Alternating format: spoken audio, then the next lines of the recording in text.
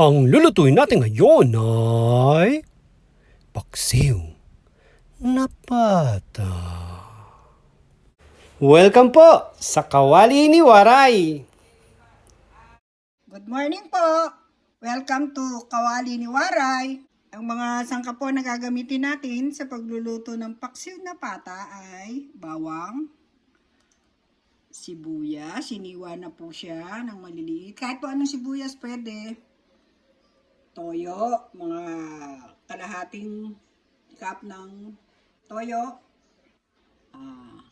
2 pieces ng bay leaves, kaprasong luya, pampatanggal po ng lansa, whole peppercorn, suka, bulaklak ng saging, at ako po ay naglalagay po ako ng saging na saba. Pampadagdag po yan ng lasa.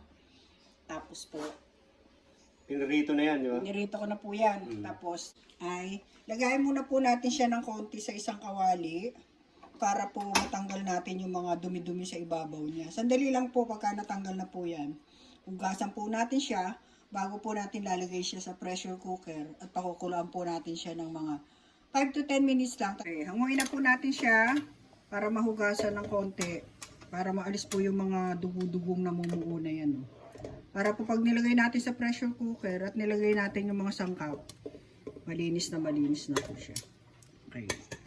Hugasan na po natin siya.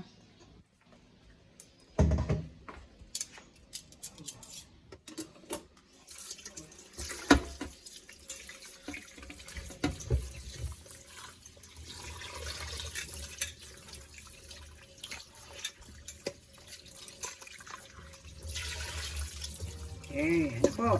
Wala na po siyang dumi. Lagay na po natin siya sa pressure cooker kasama ng mga ingredients niya. Peppercorn. Tapos lagay na natin ito. Lagay na po natin yung pata.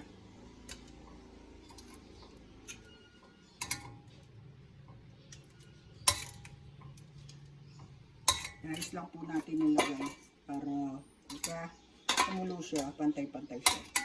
Sabay-sabay silang lumambot. Duks. Ayan na po. Lagay na po natin yung toyo. Tapos lagay na po natin yung ibang sibuyas. Bawang. Sa ilalim yung iba, sa ibabaw yung iba. Para well distributed. Matindi. Ayan. Tapos lagyan po natin siya ng tubig. Ayan. Enough na yan sa 5 minutes na pag kumulo siya.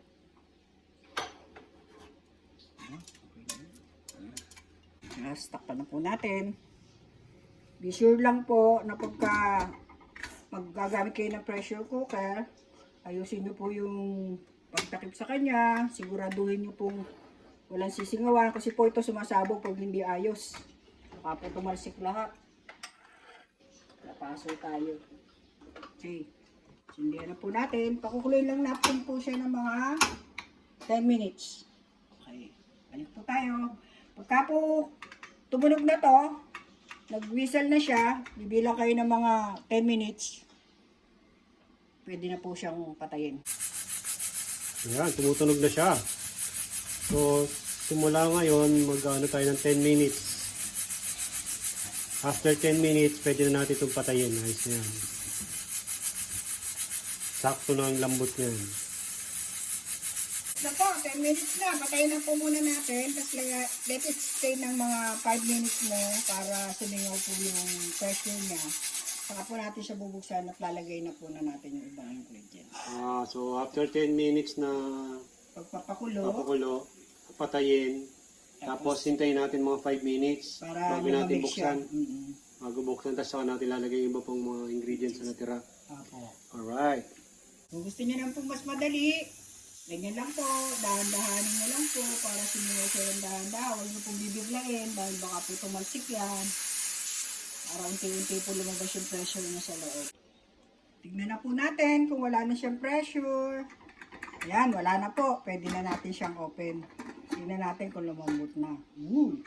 Ganda na niya.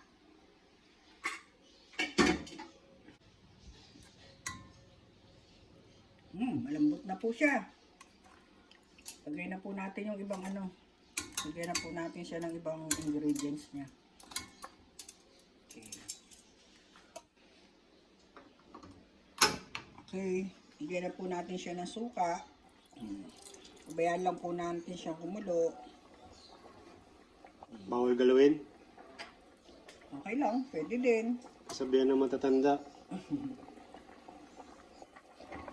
Baka makurta raw yung suka. Lagyan po natin siya ng seasoning. 4 cubes. 4 cubes yan, no? Pampalasa. Para mas lalo pa siyang lubasa.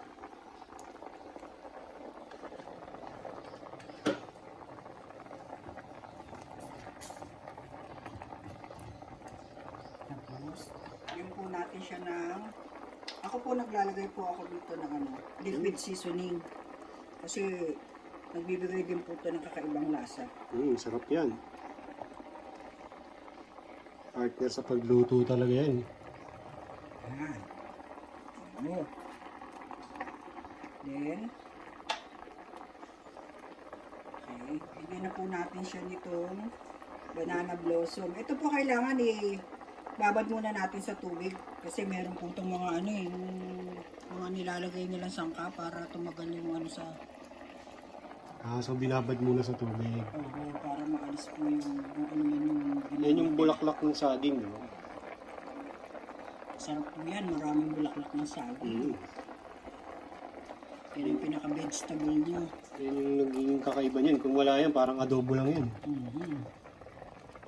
Tapos, bigyan natin siya ng konting asukal. Sukal. Brown sugar. Pwede po kahit anong asukal. Mga 5 to 10 minutes na lutuan pa Tapos lagay na po natin muna itong ano para sabay-sabay na sila naluto. para lumambot. Ano na yan, naprito na yan. Konting prito lang para magkaroon ng markings ng kulay. Para mo siyang idurog. Para ganun pa rin siya buo pa rin. Yan. Tapos titikman na lang po natin siya kung kailangan natin magdagdag ng alat. Pwede ba itong lagyan ng kamote? Hindi. Parang puchero. Ayan pa mga pwedeng idagdag dyan. Tingin mo, wala na. Gulay, pwedeng lagyan. Yung parang mga bagyo beans. Yun. Ako naglalagay minsan ng bagyo beans para mas maraming vegetable. Oo, para mas masustansya ng konti. No? Tsaka pampaganda rin yun kasi may kulay green. So itong paksiw na pata, depende sa inyo kung gusto nyo ng masabaw o sakto lang yung sarsa o medyo tuyot. So nasa sa inyo na yan kung anong trip nyo. Yan. Okay na. Importante matamis siya. Medyo may tamis. Sakto lang. Kita nyo? Ganda na niya. Ayos na. Ayos na po siya. Luto na ang ating paksiw na pata. Kung nagustuhan nyo po ang pagluluto ko, please like, comment down below, like and share. Maraming salamat po. Tandaan nyo po sa pagluluto, kailangan lakipan nyo po ng pagmamahal para sumarap. Yun! Maraming salamat po.